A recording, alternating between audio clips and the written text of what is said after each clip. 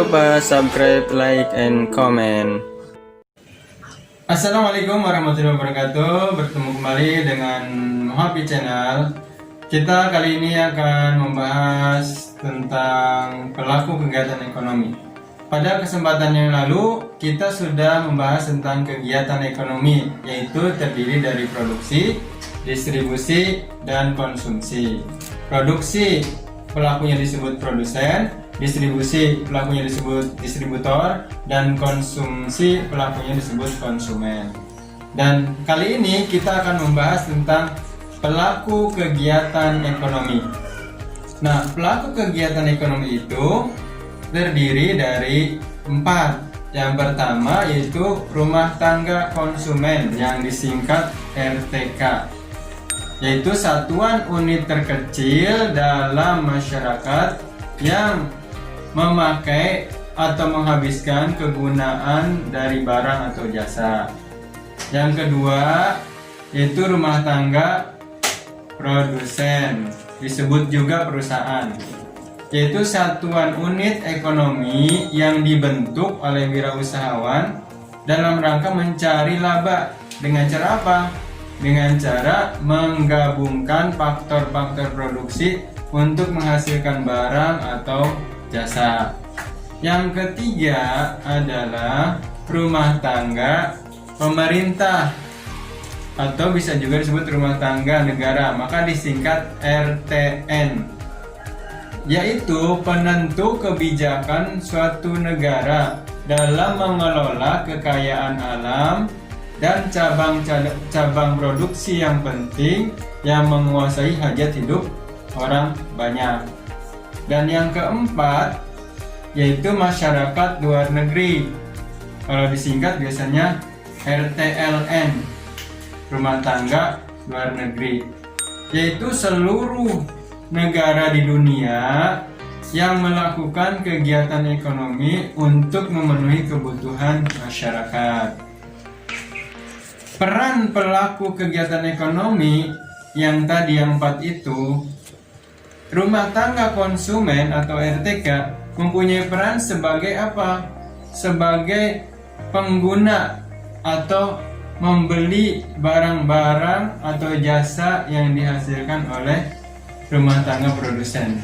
Jadi dia membeli atau menggunakan barang-barang atau jasa dari produsen. Yang kedua, perannya yaitu penyedia faktor-faktor produksi seperti sumber daya manusia. Pada video yang lalu kita sudah membahas sumber daya manusia itu ada yang terdidik, terlatih, tidak terdidik, dan tidak terlatih.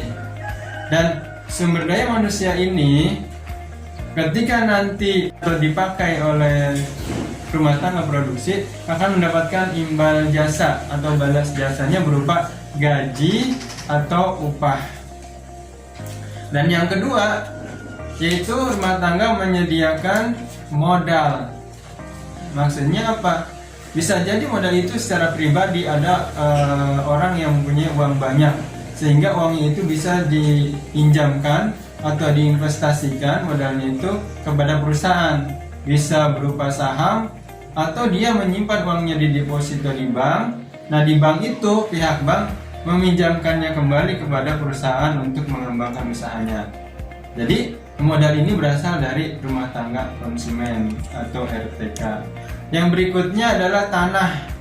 Nah, di antara rumah tangga konsumen ini mungkin di antara mereka ada yang punya tanah yang luas, sehingga tanahnya itu bisa digunakan sebagai faktor produksi perusahaan, yaitu disewa. Contoh gampangnya, kalau di daerah itu ada pabrik gula, perusahaan penghasil gula pasir, maka dia untuk menanam tebunya itu menyewa dari masyarakat yang punya tanahnya disewa atau sawahnya disewa untuk ditanami pohon tebu, seperti itu. Sehingga pihak RTK ini mendapatkan imbal jasa berupa apa? Berupa jasa sewa, dibayarlah sewanya itu, sewa tanahnya itu. Dan yang terakhir yaitu penyedia kewirausahaan. Artinya di antara RTK ini ada orang-orang yang mampu menjadi seorang manajer, dia mampu mengelola mengelola dari faktor-faktor produksi yang ada, sehingga kemampuannya itu dibayar oleh perusahaan. Dan yang terakhir yaitu penentu jenis barang atau jasa yang diproduksi. Maksudnya apa? Bahwa rumah tangga konsumen ini kan yang meminta barang atau jasa, sehingga perusahaan itu apabila ingin memproduksi barang atau jasa biasanya melalui survei, melalui penelitian di lapangan, barang apa yang dibutuhkan oleh konsumen. Nah, ketika permintaan barang itu diketahui banyak, maka perusahaan itu akan memproduksi barang tersebut. Maka disebut tadi penentu jenis barang jasa yang akan diproduksi oleh perusahaan. Nah, berikutnya peran pelaku kegiatan ekonomi yang kedua yaitu rumah tangga produsen. Tadi RTP, perannya apa saja? Pertama, sebagai penghasil barang atau jasa. Jadi perusahaan ini menghasilkan barang atau jasa. Dia pelaksana proses produksi. Nah, produksi ini kan ada perusahaan yang memproduksi barang dari bahan mentah langsung menjadi bahan jadi. Gitu. Contohnya misalkan pabrik kopi. Dia membeli bahan mentah kopi dari petani, kemudian diolah menjadi kopi yang bisa dikonsumsi langsung. Ada juga yang dari bahan setengah jadi menjadi bahan jadi. Contohnya misalkan perusahaan-perusahaan furniture dari kayu-kayu yang sudah dipotong-potong, kemudian kayu yang sudah menjadi triplek dan dibentuk menjadi lemari. Dia dari bahan setengah jadi, kemudian diproses menjadi bahan jadi. Kemudian berikutnya, yang kedua, peran rumah tangga perusahaan itu yaitu pengelola faktor produksi. Yang tadi sudah dibahas, RTP perusahaan dia mengelola faktor produksi yang berasal dari RTK. Dan berikutnya peran RTP ini sebagai konsumen. Kenapa kok RTP bisa menjadi sebagai konsumen padahal dia produsen? Karena dia kan membeli bahan-bahan baku. Bahan baku dari siapa? Dari masyarakat, dari petani. Contoh misalkan ini perusahaan tekstil, dia menghasilkan kain, tapi kain itu kan berasal dari kapas, maka kapasnya dibeli dari petani. Nah, jadi dia sebagai konsumen. Dia sebagai konsumen karena dia membeli barang-barang dari petani. Atau misalkan perusahaan minuman. Perusahaan minuman ini kan buah-buahannya diambil dari siapa? Dibeli dari siapa? Dari petani. Petani buah. Dibelilah petani buah itu hasil panennya, kemudian diolah menjadi jus, menjadi minuman buah-buahan, atau menjadi makanan dari buah-buahan. Dan yang ketiga yaitu rumah tangga pemerintahan atau rumah tangga negara, disingkat RTN.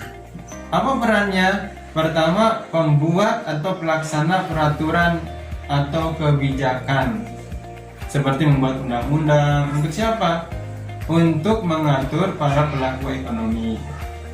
Dan yang kedua, sebagai pengatur monopoli alamiah. Maksudnya apa? Pengatur monopoli alamiah, yaitu memonopoli produk yang menguasai hajat hidup orang banyak. Contohnya misalkan perusahaan itu PT PLN contohnya ya. PT PLN itu menghasilkan listrik, dan listrik ini sangat penting dan sangat mendasar bagi masyarakat, sehingga PT PLN ini dikuasai secara monopoli oleh pemerintah. Tidak ada lagi perusahaan yang memproduksi listrik seperti itu. Yang ketiga, rumah tangga pemerintah berperan sebagai penyedia barang publik atau public goods. Apa itu public goods? Yaitu pemerintah menyediakan barang-barang yang sifatnya untuk keperluan umum. Contohnya jalan raya, jembatan, kemudian membangun stasiun, membangun terminal, bandara, pelabuhan, dan sebagainya untuk kepentingan umum. Nah, yang keempat yaitu pemerintah juga dia menyediakan atau meningkatkan distribusi pendapatan. Maksudnya apa? Pendapatan ini kan tidak merata. Ada orang kaya, ada orang miskin. Nah, oleh sebab itu pemerintah menyalurkan bantuan kepada masyarakat berupa subsidi kepada masyarakat. yang tidak mampu, bisa subsidi langsung maupun tidak langsung. Subsidi langsung itu memberikan bantuan langsung seperti bantuan tunai. Yang tidak langsung seperti subsidi pelayanan kesehatan di puskesmas, sehingga masyarakat bisa berobat dengan murah. Dan yang kelima yaitu pemerintah sebagai penarik pajak. Penarik pajak atau full employment, pengguna sumber daya secara penuh. Jadi masyarakat ditarik pajaknya untuk apa? Untuk pembangunan, supaya pembangunan ini bisa dirasakan oleh masyarakat. Maka di antara anggaran itu diambil dari pajak yang ditarik dari masyarakat. Seperti itu. Dan yang terakhir adalah yang keempat, masyarakat luar negeri atau disingkat RTLN, rumah tangga luar negeri. Nah, perannya sebagai apa? Dia sebagai konsumen. Ketika masyarakat luar negeri itu ketika mereka mengimpor barang, jadi mereka membeli barang dari negara lain, maka dia berperan sebagai konsumen, sebagai importir. Yang kedua yaitu mereka sebagai produsen. Ketika negara tersebut mengekspor, sebagai eksportir, dia menjual barang-barangnya ke luar negeri, hasil produksinya ke luar negeri. Dan yang terakhir sebagai investor. Jadi masyarakat luar negeri ini sebagai investor, dia menanamkan modalnya di negara-negara tertentu, bisa dengan membeli saham atau bisa dengan mendirikan perusahaan di negara lain atau joint venture atau bekerja sama seperti itu. Nah, inilah peran pelaku ekonomi. Demikianlah pembahasan kita kali ini tentang peran pelaku ekonomi. Semoga kalian dapat memahaminya. Terima kasih. Assalamualaikum warahmatullahi wabarakatuh.